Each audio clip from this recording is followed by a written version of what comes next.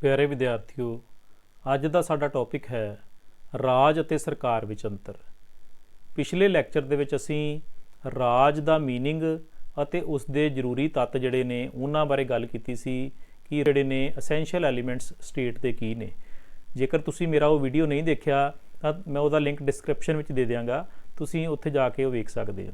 ਅਸੀਂ ਆਮ ਤੌਰ 'ਤੇ ਰਾਜ ਅਤੇ ਸਰਕਾਰ ਸ਼ਬਦ ਇੱਕ ਦੂਜੇ ਦੀ ਥਾਂ ਵਰਤ ਲੈਂਦੇ ਹਾਂ, ਪਰ ਇਹਨਾਂ ਦੋਨਾਂ ਸ਼ਬਦਾਂ ਦੇ ਵਿੱਚ ਕੁਝ ਬੇਸਿਕ ਡਿਫਰੈਂਸਿਸ ਹੈਗੇ ਨੇ, ਬੜੇ ਇੰਪੋਰਟੈਂਟ ਡਿਫਰੈਂਸਿਸ ਆ, ਇਹਨਾਂ ਨੂੰ ਸਮਝਣਾ ਬਹੁਤ ਜ਼ਰੂਰੀ ਆ। ਸੋ ਸਰਕਾਰ ਸ਼ਬਦ ਜਿਹੜਾ ਆ ਉਹ ਰਾਜ ਦੀ ਇੱਛਾ ਨੂੰ ਪ੍ਰਗਟ ਕਰਨ ਅਤੇ ਲਾਗੂ ਕਰਨ ਵਾਲਾ ਯੰਤਰ ਹੈ। ਸੋ ਸਰਕਾਰ ਕੀ ਆ? ਰਾਜ ਦੀ ਇੱਛਾ ਨੂੰ ਲਾਗੂ ਕਰਨ ਵਾਲਾ ਇੱਕ ਇੰਸਟਰੂਮੈਂਟ ਆ, ਇੱਕ ਯੰਤਰ ਆ। ਸਰਕਾਰ ਦੁਆਰਾ ਬਣਾਏ ਕਾਨੂੰਨ ਰਾਜ ਦੀ ਇੱਛਾ ਹੁੰਦੇ ਹਨ ਅਤੇ ਸਰਕਾਰ ਹੀ ਉਹਨਾਂ ਨੂੰ ਲਾਗੂ ਕਰਦੀ ਹੈ। ਸੋ ਸਰਕਾਰ ਕੀ ਕਰਦੀ ਆ? ਰਾਜ ਦੀ ਇੱਛਾ ਨੂੰ ਲਾਗੂ ਕਰਦੀ ਹੈ। ਜਿਹੜੇ ਵੀ ਕਾਨੂੰਨ ਸਰਕਾਰ ਦੁਆਰਾ ਬਣਾਏ ਜਾਂਦੇ ਨੇ ਉਹ ਰਾਜ ਦੀ ਇੱਛਾ ਹੁੰਦੇ ਨੇ ਅਤੇ ਸਰਕਾਰ ਹੀ ਉਹਨਾਂ ਨੂੰ ਲਾਗੂ ਕਰਦੀ ਆ। ਕਈ ਲੋਕ ਤਾਂ ਸਰਕਾਰ ਨੂੰ ਰਾਜ ਦੇ ਸੇਵਕ ਦਾ ਦਰਜਾ ਦਿੰਦੇ ਹਨ। ਸੋ ਕਈ ਲੋਕ ਤਾਂ ਇੱਥੋਂ ਤੱਕ ਕਹਿ ਦਿੰਦੇ ਨੇ ਕਿ ਸਰਕਾਰ ਜਿਹੜੀ ਆ ਉਹ ਰਾਜ ਦੀ ਸੇਵਕ ਆ, ਯਾਨੀ ਕਿ ਸਟੇਟ ਜਿਹੜਾ ਆ ਓਨਰ ਆ ਐਂਡ ਸਰਕਾਰ ਜਿਹੜੀ ਆ ਉਹ ਉਹਦੀ ਸੇਵਕ ਆ। ਸਰਕਾਰ ਸ਼ਬਦ ਜਿਹੜਾ ਆ ਇਹਨੂੰ ਅਸੀਂ ਕੁਝ ਦੋ ਡੈਫੀਨੇਸ਼ਨਸ ਕਰਾਂਗੇ, ਸਰਕਾਰ ਸ਼ਬਦ ਦੀਆਂ ਪਰਿਭਾਸ਼ਾਵਾਂ ਕਰਾਂਗੇ। ਸੋ ਡਾਕਟਰ ਗਾਰਨਰ ਦੇ ਅਨੁਸਾਰ ਸਰਕਾਰ ਇੱਕ ਅਜਿਹੀ ਏਜੰਸੀ ਜਾਂ ਯੰਤਰ ਹੈ ਜਿਸ ਦੁਆਰਾ ਲੋਕਾਂ ਦੀ ਜਾਂ ਰਾਜ ਦੀ ਸਮੂਹਿਕ ਇੱਛਾ ਦਾ ਨਿਰਮਾਣ ਹੁੰਦਾ ਹੈ, ਪ੍ਰਗਟਾਵਾ ਹੁੰਦਾ ਹੈ ਅਤੇ ਲਾਗੂ ਕੀਤਾ ਜਾਂਦਾ ਹੈ। ਸੋ ਜੇਕਰ ਅਸੀਂ ਇਸ ਡੈਫੀਨੇਸ਼ਨ ਨੂੰ ਐਨਾਲਿਸਿਸ ਕਰੀਏ ਤਾਂ ਪਤਾ ਲੱਗਦਾ ਹੈ ਕਿ ਸਰਕਾਰ ਕੀ ਇੱਕ ਏਜੰਸੀ ਆ ਜਾਂ ਯੰਤਰ ਆ, ਇੱਕ ਇੰਸਟਰੂਮੈਂਟ ਆ, ਇੱਕ ਮਾਧਿਅਮ ਆ ਜਿਹਦੇ ਦੁਆਰਾ ਲੋਕਾਂ ਦੀ ਜਾਂ ਰਾਜ ਦੀ ਸਮੂਹਿਕ ਇੱਛਾ ਦਾ ਨਿਰਮਾਣ ਹੁੰਦਾ ਹੈ। ਯਾਨੀ ਕਿ ਲੋਕਾਂ ਦੀ ਜਿਹੜੀ ਸਮੂਹਿਕ ਇੱਛਾ ਹੈ, ਜੋ ਜ਼ਿਆਦਾਤਰ ਲੋਕ ਚਾਹੁੰਦੇ ਨੇ, ਉਹਨਾਂ ਦੀ ਇੱਛਾ ਨੂੰ ਪੂਰਾ ਕਰਨ ਵਾਲੀ ਇੱਕ ਏਜੰਸੀ ਹੈ ਗਵਰਨਮੈਂਟ, ਅਤੇ ਉਸ ਇੱਛਾ ਦਾ ਪ੍ਰਗਟਾਵਾ ਉਹ ਰਾਜ ਦੇ ਕਾਨੂੰਨਾਂ ਦੇ ਜ਼ਰੀਏ ਹੁੰਦਾ ਆ ਅਤੇ ਉਹਨਾਂ ਕਾਨੂੰਨਾਂ ਨੂੰ ਲਾਗੂ ਕੀਤਾ ਜਾਂਦਾ ਹੈ। ਸੈਕਿੰਡ ਜਿਹੜੀ ਇਹ ਡੈਫੀਨੇਸ਼ਨ ਆ ਉਹ ਹੈ ਵਿਲੋਬੀ ਦੀ। ਵਿਲੋਬੀ ਦੇ ਅਨੁਸਾਰ ਸਰਕਾਰ ਰਾਜ ਦਾ ਉਹ ਸੰਗਠਨ ਹੈ ਜਿਸ ਰਾਹੀਂ ਰਾਜ ਦੇ ਉਦੇਸ਼ਾਂ ਦਾ ਨਿਰਮਾਣ ਹੁੰਦਾ ਹੈ। ਸੋ ਸਰਕਾਰ ਨੂੰ ਕੀ ਕਿਹਾ ਗਿਆ ਵਾ? ਰਾਜ ਦਾ ਉਹ ਸੰਗਠਨ ਆ। ਸਰਕਾਰ ਜਿਹੜੀ ਹੈ ਉਹ ਰਾਜ ਦਾ ਇੱਕ ਸੰਗਠਨ ਆ ਜਿਹਦੇ ਰਾਹੀਂ ਰਾਜ ਦੇ ਜਿਹੜੇ ਉਦੇਸ਼ ਆ ਉਹਨਾਂ ਦਾ ਨਿਰਮਾਣ ਹੁੰਦਾ ਆ ਅਤੇ ਉਹਨਾਂ ਨੂੰ ਅਮਲੀ ਰੂਪ ਦਿੱਤਾ ਜਾਂਦਾ ਹੈ। ਯਾਨੀ ਕਿ ਜੋ ਵੀ ਸਟੇਟ ਦੇ ਓਬਜੈਕਟਿਵਸ ਹੁੰਦੇ ਨੇ ਉਹਨਾਂ ਨੂੰ ਅਮਲੀ ਰੂਪ ਜਿਹੜਾ ਆ ਜਾਂ ਪ੍ਰੈਕਟੀਕਲੀ ਇੰਪਲੀਮੈਂਟ ਕਰਨ ਦਾ ਕੰਮ ਕੌਣ ਕਰਦਾ ਆ? ਗਵਰਨਮੈਂਟ ਕਰਦੀ ਹੈ। ਸੋ ਇਹਨਾਂ ਦੋਨਾਂ ਡੈਫੀਨੇਸ਼ਨਸ ਤੋਂ ਕਲੀਅਰ ਹੋ ਜਾਂਦਾ ਆ ਕਿ ਰਾਜ ਦੇ ਜਿਹੜੇ ਓਬਜੈਕਟਿਵ ਨੇ, ਉਦੇਸ਼ ਨੇ, ਉਹਨਾਂ ਨੂੰ ਅਮਲੀ ਰੂਪ ਜਾਂ ਇੰਪਲੀਮੈਂਟ ਕਰਨ ਵਾਲੀ ਸਰਕਾਰ ਜਿਹੜੀ ਇੱਕ ਏਜੰਸੀ ਆ ਅਤੇ ਇੱਕ ਇੰਸਟਰੂਮੈਂਟ ਆ ਜਿਹੜੀ ਕਿ ਰਾਜ ਦੇ ਉਦੇਸ਼ਾਂ ਨੂੰ ਲਾਗੂ ਕਰਦੀ ਆ ਅਤੇ ਇਸ ਤਰੀਕੇ ਦੇ ਨਾਲ ਰਾਜ ਦੀ ਇੱਛਾ ਜਿਹੜੀ ਆ ਉਹਦਾ ਪ੍ਰਗਟਾਵਾ ਹੁੰਦਾ ਆ ਅਤੇ ਉਸ ਇੱਛਾ ਨੂੰ ਲਾਗੂ ਕੀਤਾ ਜਾਂਦਾ ਹੈ। ਹੁਣ ਅਸੀਂ ਰਾਜ ਅਤੇ ਸਰਕਾਰ ਵਿੱਚ ਜਿਹੜੇ ਬੇਸਿਕ ਡਿਫਰੈਂਸਿਸ ਨੇ ਉਹਨਾਂ ਦੀ ਗੱਲ ਕਰਦੇ ਹਾਂ। ਸੋ ਪਹਿਲਾ ਡਿਫਰੈਂਸ ਜਿਹੜਾ ਆ ਉਹ ਹੈ ਸਰਕਾਰ ਰਾਜ ਦਾ ਇੱਕ ਤੱਤ ਹੈ। ਸੋ ਜਿੱਦਾਂ ਕਿ ਮੈਂ ਗੱਲ ਕੀਤੀ ਹੈ ਕਿ ਅਸੀਂ ਪਿਛਲੇ ਲੈਕਚਰ ਦੇ ਵਿੱਚ ਰਾਜ ਦੇ ਜ਼ਰੂਰੀ ਤੱਤਾਂ ਦੀ ਗੱਲ ਕੀਤੀ ਸੀ ਕਿ ਅਸੈਂਸ਼ੀਅਲ ਐਲੀਮੈਂਟਸ ਸਟੇਟ ਦੇ ਕੀ ਨੇ। ਉਹਦੇ ਵਿੱਚ ਮੈਂ ਗੱਲ ਕੀਤੀ ਸੀ ਕਿ ਸਰਕਾਰ ਜਿਹੜੀ ਆ ਰਾਜ ਦਾ ਇੱਕ ਤੱਤ ਆ, ਕਿਉਂਕਿ ਰਾਜ ਜਿਹੜਾ ਹੈ 4 ਐਲੀਮੈਂਟਸ ਤੋਂ ਬਣਦਾ ਆ: ਪਾਪੂਲੇਸ਼ਨ, ਟੈਰੀਟਰੀ, ਗਵਰਨਮੈਂਟ ਐਂਡ ਸੋਵਰੈਨਿਟੀ। ਆਬਾਦੀ, ਭੂਮੀ, ਸਰਕਾਰ ਅਤੇ ਪ੍ਰਭੂ ਸੱਤਾ। ਸੋ ਇਸ ਤਰੀਕੇ ਦੇ ਨਾਲ ਸਰਕਾਰ ਜਿਹੜੀ ਹੈ ਉਹ ਰਾਜ ਦਾ ਇੱਕ ਐਲੀਮੈਂਟ ਆ। ਸਰਕਾਰ ਰਾਜ ਦੇ 4 ਜ਼ਰੂਰੀ ਤੱਤਾਂ ਵਿੱਚੋਂ ਇੱਕ ਆ। ਸੋ ਇਸ ਕਰਕੇ ਅਸੀਂ ਸਰਕਾਰ ਸ਼ਬਦ ਨੂੰ ਰਾਜ ਦੀ ਥਾਂ 'ਤੇ ਨਹੀਂ ਵਰਤ ਸਕਦੇ। ਸਰਕਾਰ ਜਿਹੜੀ ਹੈ ਉਹ ਰਾਜ ਦਾ ਇੱਕ ਐਲੀਮੈਂਟ ਆ। ਸੈਕਿੰਡ ਪੁਆਇੰਟ ਹੈ ਰਾਜ ਲਈ ਨਿਸ਼ਚਿਤ ਇਲਾਕਾ ਜ਼ਰੂਰੀ, ਸਰਕਾਰ ਲਈ ਨਹੀਂ। ਸੋ ਜਿੱਦਾਂ ਕਿ ਗੱਲ ਕੀਤੀ ਸੀ ਕਿ ਰਾਜ ਵਾਸਤੇ ਜ਼ਰੂਰੀ ਆ ਨਿਸ਼ਚਿਤ ਇਲਾਕਾ, ਫਿਕਸਡ ਟੈਰੀਟਰੀ, ਯਾਨੀ ਕਿ ਲੈਂਡ ਜਿਹੜੀ ਆ ਉਹ ਸਟੇਟ ਦੀ ਰਿਕੁਆਇਰਮੈਂਟ ਆ। ਸਟੇਟ ਤਾਂ ਹੀ ਹੋਂਦ ਵਿੱਚ ਆਉਂਦਾ ਆ ਜੇਕਰ ਉਹਦੇ ਕੋਲ ਲੈਂਡ ਹੋਏਗੀ। ਸੋ ਨਿਸ਼ਚਿਤ ਇਲਾਕਾ ਜਿਹੜਾ ਆ ਉਹ ਰਾਜ ਵਾਸਤੇ ਜ਼ਰੂਰੀ ਆ। ਨਿਸ਼ਚਿਤ ਇਲਾਕਾ ਰਾਜ ਦੇ 4 ਐਲੀਮੈਂਟਸ ਦੇ ਵਿੱਚੋਂ ਇੱਕ ਆ। ਸਰਕਾਰ ਵਾਸਤੇ ਇੱਦਾਂ ਦੀ ਕੋਈ ਕੰਡੀਸ਼ਨ ਨਹੀਂ ਹੁੰਦੀ। ਰਾਜ ਕੋਲ ਪ੍ਰਭੂ ਸੱਤਾ ਹੁੰਦੀ ਹੈ, ਸਰਕਾਰ ਕੋਲ ਨਹੀਂ। ਸੋ ਪ੍ਰਭੂ ਸੱਤਾ ਜਿਹੜੀ ਹੈ ਰਾਜ ਦੀ ਵਿਸ਼ੇਸ਼ਤਾ ਆ, ਯਾਨੀ ਕਿ ਰਾਜ ਦੇ ਕੋਲ ਪ੍ਰਭੂ ਸੱਤਾ ਹੁੰਦੀ ਆ, ਸਰਕਾਰ ਪ੍ਰਭੂ ਸੱਤਾ ਸੰਪੰਨ ਨਹੀਂ ਹੁੰਦੀ। ਸੋ ਜਦੋਂ ਤੱਕ ਕੋਈ ਕੰਟਰੀ ਆਪਣੇ ਫੈਸਲੇ ਆਪ ਲੈ ਸਕਦਾ ਆ, ਅਸੀਂ ਉਹਨੂੰ ਸਟੇਟ ਦਾ ਦਰਜਾ ਦਿੰਦੇ ਹਾਂ, ਅਸੀਂ ਉਹਨੂੰ ਰਾਜ ਦਾ ਦਰਜਾ ਦਿੰਦੇ ਹਾਂ। ਤੇ ਸਰਕਾਰ ਜਿਹੜੀ ਕਦੀ ਵੀ ਪ੍ਰਭੂ ਸੱਤਾ ਸੰਪੰਨ ਨਹੀਂ ਹੁੰਦੀ। ਸਰਕਾਰ ਅੱਜ ਹੈਗੀ ਆ, ਕੱਲ ਨਹੀਂ ਹੈਗੀ। ਅੱਜ ਸਰਕਾਰ ਚੁਣੀ ਗਈ ਆ, ਅਗਲੇ 5 ਸਾਲਾਂ ਬਾਅਦ ਸਰਕਾਰ ਬਦਲ ਜਾਂਦੀ ਆ। ਸੋ ਇਸ ਕਰਕੇ ਸਰਕਾਰ ਜਿਹੜੀ ਆ ਆਉਂਦੀ ਜਾਂਦੀ ਰਹਿੰਦੀ ਆ। ਸੋ ਸਰਕਾਰ ਜਿਹੜੀ ਆ ਉਹ ਆਪਣੀਆਂ ਸ਼ਕਤੀਆਂ ਕਿੱਥੋਂ ਪ੍ਰਾਪਤ ਕਰਦੀ ਆ? ਸਟੇਟ ਕੋਲੋਂ। ਜੋ ਵੀ ਸਟੇਟ ਦੇ ਆਬਜੈਕਟਿਵਸ ਨੇ, ਉਦੇਸ਼ ਨੇ, ਟੀਚੇ ਨੇ, ਉਹਨਾਂ ਨੂੰ ਪੂਰਾ ਕਰਨ ਵਾਲੀ, ਉਹਨਾਂ ਟੀਚਿਆਂ ਨੂੰ ਅਮਲੀ ਰੂਪ ਦੇਣ ਵਾਲੀ ਸਰਕਾਰ ਇੱਕ ਸੰਸਥਾ ਆ। ਸੋ ਇਸ ਕਰਕੇ ਪ੍ਰਭੂ ਸੱਤਾ ਜਿਹੜੀ ਆ ਰਾਜ ਕੋਲ ਹੁੰਦੀ ਆ ਤੇ ਰਾਜ ਦੀ ਵਿਸ਼ੇਸ਼ਤਾ ਆ ਤੇ ਰਾਜ ਦੇ 4 ਐਲੀਮੈਂਟਸ ਦੇ ਵਿੱਚੋਂ ਇੱਕ ਆ। ਪਰੰਤੂ ਸਰਕਾਰ ਕੋਲ ਪ੍ਰਭੂ ਸੱਤਾ ਨਹੀਂ ਹੁੰਦੀ। ਸਰਕਾਰ ਨੂੰ ਪਾਵਰ ਲੋਕ ਦਿੰਦੇ ਨੇ ਤੇ ਲੋਕ ਉਹਨੂੰ ਵਾਪਸ ਲੈ ਸਕਦੇ ਆ। ਨੈਕਸਟ ਹੈ ਰਾਜ ਦੀ ਮੈਂਬਰਸ਼ਿਪ ਜ਼ਰੂਰੀ, ਸਰਕਾਰ ਦੀ ਨਹੀਂ। ਸੋ ਹਰ ਇੱਕ ਵਿਅਕਤੀ ਜਿਹੜਾ ਜਨਮ ਤੋਂ ਹੀ ਰਾਜ ਦਾ ਮੈਂਬਰ ਬਣ ਜਾਂਦਾ ਆ। ਸਰਕਾਰ ਦੀ ਮੈਂਬਰਸ਼ਿਪ ਜਿਹੜੀ ਆ ਆਪਸ਼ਨਲ ਆ। ਸੋ ਅਸੀਂ ਜਦੋਂ ਜਨਮ ਲੈਂਦੇ ਆ ਜਿਹੜੀ ਸਟੇਟ ਦੇ ਵਿੱਚ, ਅਸੀਂ ਮੁੱਢ ਤੋਂ ਹੀ ਉਸ ਸਟੇਟ ਦੇ ਨਾਗਰਿਕ ਬਣ ਜਾਂਦੇ ਆ, ਮੁੱਢ ਤੋਂ ਹੀ ਉਸ ਰਾਜ ਦੇ ਮੈਂਬਰ ਬਣ ਜਾਂਦੇ ਆ। ਜੇਕਰ ਅਸੀਂ ਇੰਡੀਆ ਵਿੱਚ ਬਰਥ ਲਿਆ ਆ ਤਾਂ ਅਸੀਂ ਮੁੱਢ ਤੋਂ ਹੀ ਇੰਡੀਆ ਦੇ ਮੈਂਬਰ ਆ, ਪਰੰਤੂ ਅਸੀਂ ਸਰਕਾਰ ਦੇ ਮੈਂਬਰ ਨਹੀਂ ਹੈਗੇ। ਸੋ ਸਰਕਾਰ ਦੀ ਮੈਂਬਰਸ਼ਿਪ ਜਿਹੜੀ ਆ ਉਹ ਲਾਜ਼ਮੀ ਨਹੀਂ ਹੈਗੀ, ਰਾਜ ਦੀ ਮੈਂਬਰਸ਼ਿਪ ਲਾਜ਼ਮੀ ਹੈ। ਕੋਈ ਵਿਅਕਤੀ ਇਹ ਨਹੀਂ ਕਹਿ ਸਕਦਾ ਕਿ ਮੈਂ ਇੰਡੀਆ ਸਟੇਟ ਦਾ ਮੈਂਬਰ ਨਹੀਂ ਬਣਨਾ ਚਾਹੁੰਦਾ। ਜੇਕਰ ਉਹਨੇ ਇੰਡੀਆ ਵਿੱਚ ਬਰਥ ਲਿਆ ਆ ਤਾਂ ਉਹ ਆਟੋਮੈਟਿਕਲੀ ਇੰਡੀਆ ਦਾ ਮੈਂਬਰ ਆ। ਇਸ ਤਰੀਕੇ ਨਾਲ ਕੋਈ ਵੀ ਵਿਅਕਤੀ ਜਿਹੜੀ ਸਟੇਟ ਦੇ ਵਿੱਚ ਉਹਦਾ ਬਰਥ ਹੋਇਆ, ਜਿਹੜੀ ਕੰਟਰੀ ਵਿੱਚ ਉਹਦਾ ਬਰਥ ਹੋਇਆ, ਉਹ ਉਸ ਸਟੇਟ ਦਾ ਮੈਂਬਰ ਮੰਨਿਆ ਜਾਂਦਾ ਹੈ। ਪਰੰਤੂ ਸਰਕਾਰ ਦੀ ਮੈਂਬਰਸ਼ਿਪ ਜਿਹੜੀ ਆ ਉਹ ਆਪਸ਼ਨਲ ਆ। ਅਸੀਂ ਜਨਮ ਤੋਂ ਹੀ ਸਰਕਾਰ ਦੇ ਮੈਂਬਰ ਨਹੀਂ ਹੈਗੇ। ਕੋਈ ਵਿਅਕਤੀ ਜਾਣਬੁੱਝ ਕੇ ਸਰਕਾਰ ਦਾ ਪਾਰਟ ਬਣਨਾ ਚਾਹੁੰਦਾ ਤਾਂ ਹੀ ਬਣਦਾ ਹੈ।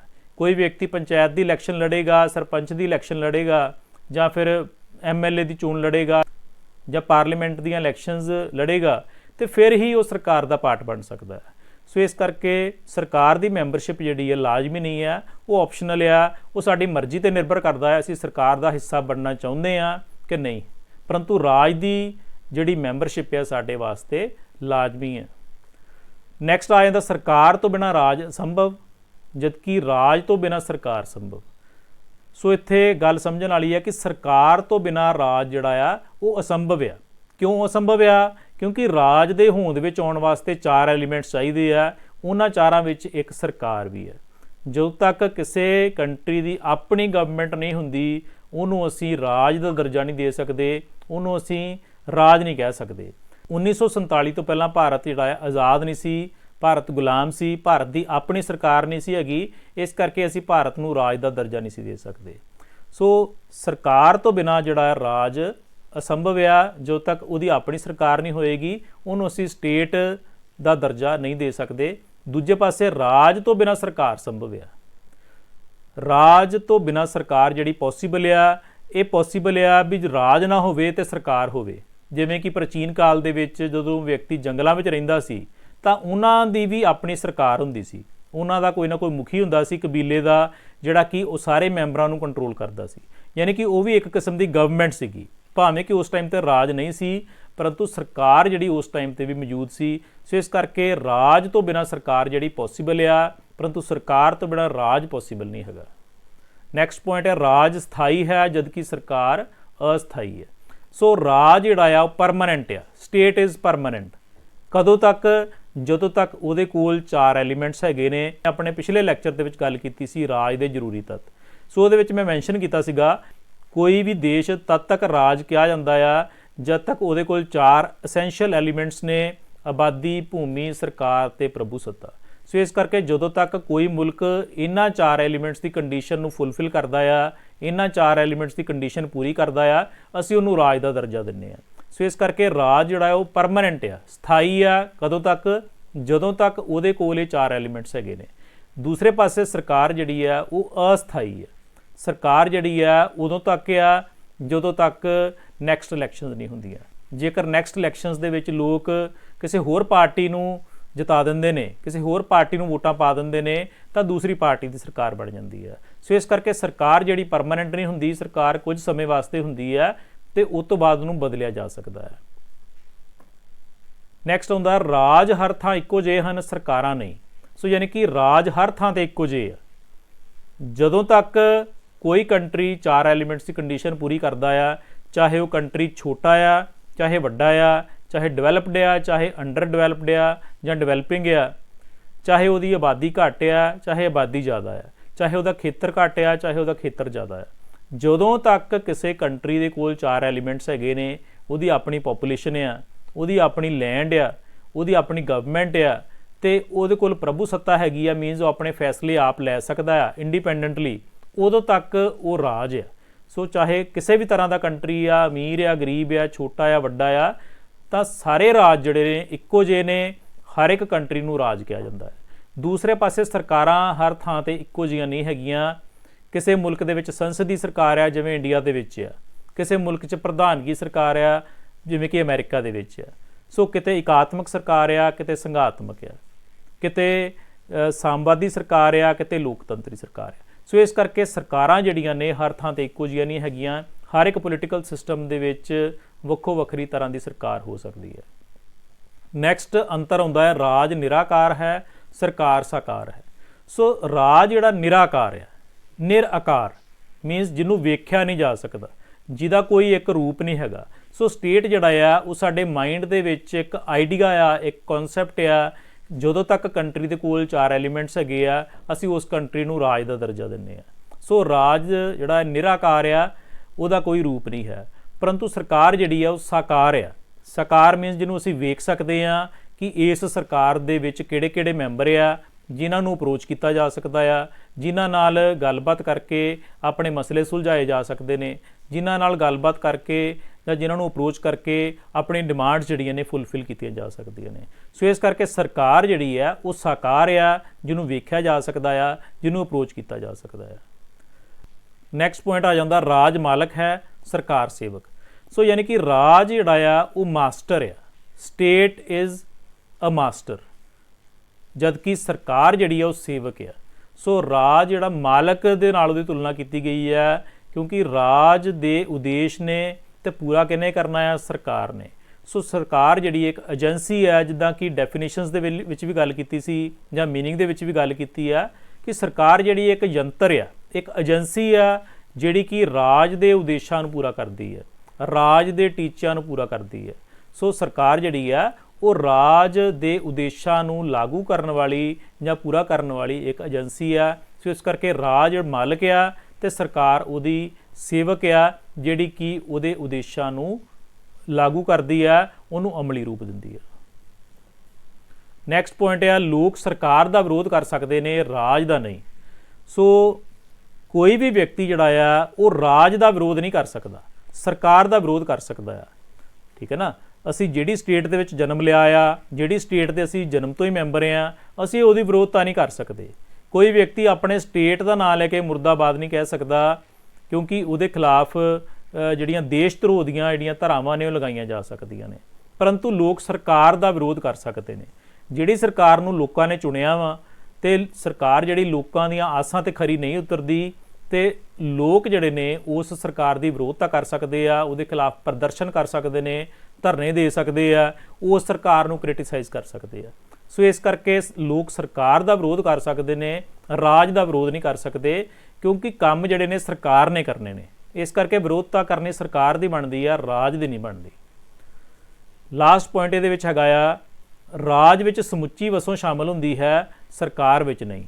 ਸੋ ਰਾਜ ਦੇ ਵਿੱਚ ਸਾਰੀ ਜਨਸੰਖਿਆ ਹੁੰਦੀ ਹੈ, ਸਾਰੀ ਵਸੋਂ ਹੁੰਦੀ ਹੈ, ਪਰੰਤੂ ਸਰਕਾਰ ਦੇ ਵਿੱਚ ਸਾਰੇ ਲੋਕ ਨਹੀਂ ਹੁੰਦੇ। ਸਰਕਾਰ ਦੇ ਵਿੱਚ ਕੁਝ ਗਿਣੇ ਚੁਣੇ ਲੋਕ ਆਉਂਦੇ ਨੇ, ਜਿਹੜੇ ਕਿ ਸਰਕਾਰ ਦਾ ਪਾਰਟ ਹੁੰਦੇ ਨੇ, ਜਿਹੜੇ ਕਿ ਨੀਤੀਆਂ ਲਾਗੂ ਕਰਨ ਦੇ ਵਿੱਚ ਜਾਂ ਨੀਤੀਆਂ ਬਣਾਉਣ ਦੇ ਵਿੱਚ ਅਹਿਮ ਰੋਲ ਪਲੇ ਕਰਦੇ ਆ, ਉਹੀ ਸਰਕਾਰ ਦਾ ਹਿੱਸਾ ਆ। ਆਮ ਲੋਕ ਸਰਕਾਰ ਦਾ ਹਿੱਸਾ ਨਹੀਂ ਹੁੰਦੇ। ਪਰੰਤੂ ਰਾਜ ਦੇ ਵਿੱਚ ਸਾਰੇ ਲੋਕ ਆਉਂਦੇ ਆ, ਚਾਹੇ ਉਹ ਪਾਲਿਸੀ ਮੇਕਰਸ ਆ ਜਾਂ ਆਮ ਲੋਕ ਨੇ, ਜਿਨ੍ਹਾਂ ਵਾਸਤੇ ਕਾਨੂੰਨ ਬਣਾਏ ਜਾਂਦੇ ਨੇ। ਸੋ ਇਸ ਕਰਕੇ ਰਾਜ ਦੇ ਵਿੱਚ ਸਮੁੱਚੀ ਵਸੋਂ ਸ਼ਾਮਲ ਹੁੰਦੀ ਆ, ਯਾਨੀ ਕਿ ਪੂਰੀ ਟੋਟਲ ਜਿਹੜੀ ਪੋਪੂਲੇਸ਼ਨ ਆ, ਸਮੁੱਚੀ ਜਨਸੰਖਿਆ ਜਿਹੜੀ ਆ ਉਹ ਰਾਜ ਦਾ ਹਿੱਸਾ ਹੁੰਦੀ ਆ। ਪਰੰਤੂ ਸਰਕਾਰ ਦਾ ਹਿੱਸਾ ਸਾਰੇ ਲੋਕ ਨਹੀਂ ਹੁੰਦੇ। ਸਰਕਾਰ ਦਾ ਹਿੱਸਾ ਉਹੀ ਲੋਕ ਹੁੰਦੇ ਆ ਜਿਹੜੇ ਕਿ ਪਾਲਿਸੀਜ਼ ਬਣਾਉਂਦੇ ਨੇ ਤੇ ਉਹਨਾਂ ਨੂੰ ਇੰਪਲੀਮੈਂਟ ਕਰਦੇ ਆ। ਸੋ ਇਹ ਸੀਗੇ ਰਾਜ ਅਤੇ ਸਰਕਾਰ ਵਿੱਚ ਕੁਝ ਬੁਨਿਆਦੀ ਅੰਤਰ। ਤੇ ਇਹਦੇ ਨਾਲ ਹੀ ਇਹ ਟੌਪਿਕ ਜਿਹੜਾ ਆ ਕੰਪਲੀਟ ਹੁੰਦਾ ਆ। ਤੇ ਨੈਕਸਟ ਲੈਕਚਰ ਦੇ ਵਿੱਚ ਅਸੀਂ ਨਵੇਂ ਟੌਪਿਕ ਬਾਰੇ ਗੱਲਬਾਤ ਕਰਾਂਗੇ। Thank you so much.